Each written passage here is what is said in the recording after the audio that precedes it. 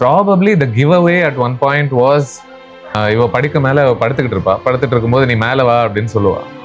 சொல்லிட்டு இவன் அப்படி இப்படி யோசிச்சு கன்ஃபியூஸ் ஆகி சரி ஓகேன்ற ஒரு மனநிலையில இப்படி எம்பி பார்த்தா அவ வேற எங்கேயோ போய் உட்காந்துக்கிட்டு இருப்பா. தென் ஹில் பி லைக் ஒரு மாதிரி ஒரு குழப்ப மனநிலையில தான் இருப்பான்னு நினைக்கிறேன். ஆமா, இந்த குழப்பம்லாம் வரணும்னு நான் நினைச்சேன்னு கேக்குறீங்களா? இல்ல, எனக்கு என்னன்னா நான் ஐ டிராவல் வித் த கேரக்டர்ஸ். எந்த கேரக்டரோட நீங்க டிராவல் பண்றீங்கிறது. முரளி சுபா கேரக்டரோட போனீங்கன்னா உங்களுக்கு அந்த பயம் இருக்கும். நான் படம் எடுக்கும் போதும் சரி எழுதும் போதும் நான் அவங்களோட இருந்தேன். ராம் ஜானுவோட. ராமுக்கு அந்த பயம் இருக்கும். ஏன்னா அவன் இன்னும் எந்த ரிலேஷன்ஷிப்பையும் பார்க்காதாலு. someone who's a virgin. அவனுக்கு என்னன்னே தெரியாது.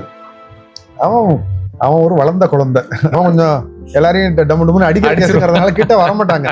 நீ எதையோ பண்ணு போ, காட்டிலே கடை அப்படின்னு விட்டுருவாங்க. ஜானு அப்படி கிடையாது. she is married, has a child, so she knows what it is. அவன் வந்தது அது கிடையாது. ராம்ங்கிற ஒரு உன்னதமான மனிதனை ஒரு தடவை பார்க்கணும்னு தான் வந்திருக்கான். அதனால அவளுடைய எண்ணம், அவளுடைய எதிர்பார்ப்பே வேற. இவங்க கூட ஒரு நைட்டு பேசணும், எல்லாத்தையும் கொட்டி தீக்கணும். இன்னொன்னு அவங்களுக்கு பல உண்மைகள் அன்னைக்கு தான் வருது.